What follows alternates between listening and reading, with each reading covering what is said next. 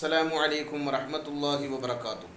ഉറുമ്പ് ശല്യം പരിപൂർണമായി മാറ്റാൻ കഴിയുന്ന ഒരു അത്ഭുതകരമായ ഒരു ആത്മീയ ചികിത്സയാണ് നിങ്ങളുടെ മുമ്പിൽ ഞാൻ ഇന്ന് പറയാൻ ഉദ്ദേശിക്കുന്നത്.